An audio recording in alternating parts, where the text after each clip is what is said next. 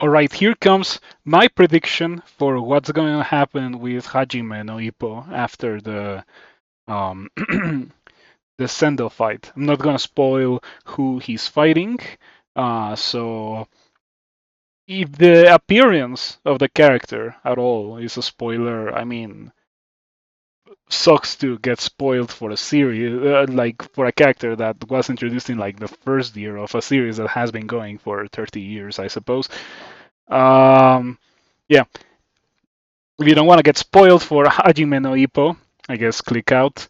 Um, it's an okay read, and I would recommend it, except for the fact that it is very, very long and it has no end in sight. But yeah, that's kind of what I'm making this video about. Or that's why I'm making this video, because here's what I would do if I was an author, taking into consideration everything that has happened in Ippo so far, how I would um, develop the story further.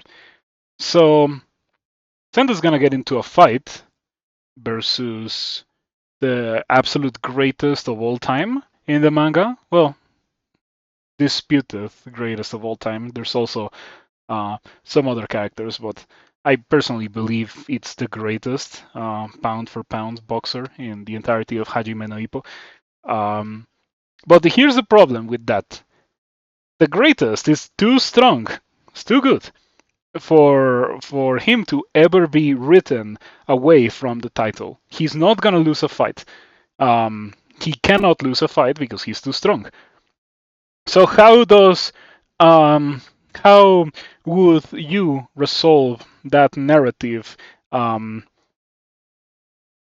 backing into a wall, to put it in a certain way?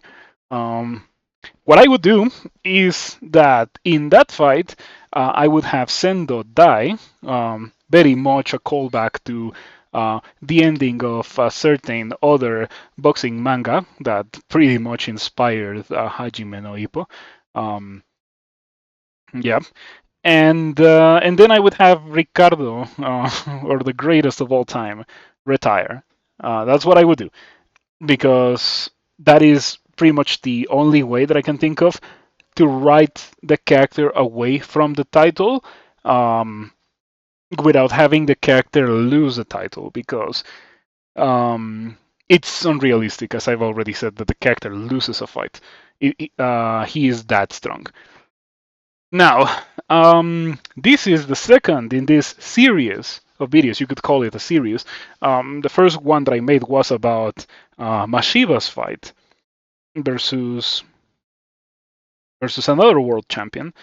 And I expected the fight to go significantly more different than it ended up going. I guess it's a lesson for me, because it's the first time in the story that I can remember that the author of Ippo has a character suffer such a severe accident in the ring, and that completely changed the way the fight was going to go. So there is that. Um, I highly doubt that is going to happen again, especially in this fight with these characters. If the author does it again, I would be very disappointed.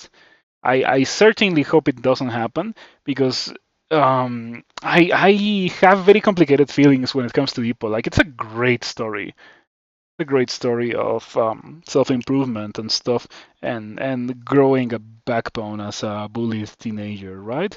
And those themes are great, but man, I feel like it's gotten very much out of the reach of George Morikawa to control. Like, I don't think he can um, drive this to satisfying conclusion for the readers, um, just because of the scope of the work. But anyway, um, so as I was saying, my prediction for the fight is that Sendo dies against his opponent. He suffers terrible injuries in the ring and he dies.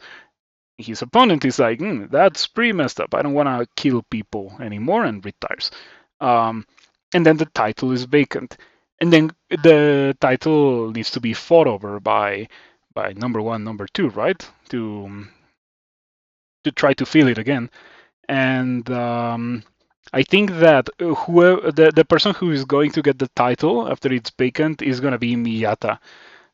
If I was writing Ippo, that's what I would do. I would get Miyata to get the title, and in the victory celebration in the ring, Miyata grabs um, the microphone and directly calls out Ippo out of retirement and to meet him at the Senate of boxing. Right? That is a narrative device that can be used to bring Ippo back into active boxing. And then Ippo immediately realizes, this time that I've spent away from boxing and my training as a coach has greatly improved my abilities as a boxer. It's almost as if I'm at my peak.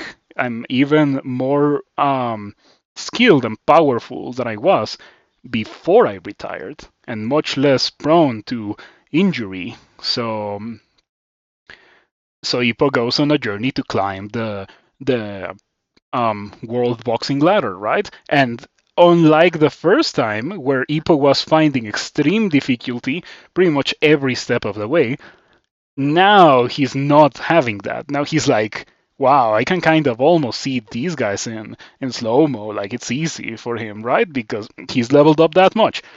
And then the series could end with like round one of Ippo versus Miyata, like the gong sounds, and then thank you for reading, because that's very much the kind of ending that I expect Ippo is going to have, because Morikawa would probably never give us a satisfying ending for this.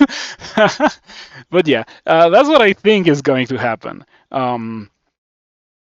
Yeah, I really hope there is no other like ending to this Sendo versus the greatest fight.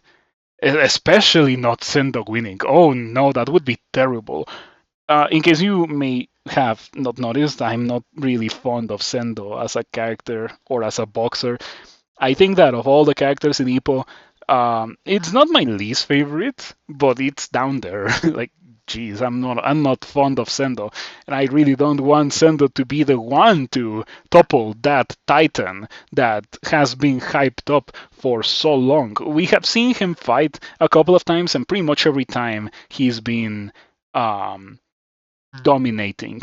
Like we haven't really seen him being the back foot. So yeah, Sendo absolutely cannot win and shouldn't win. And if Sendo wins, I'm gonna be very disappointed. So yeah,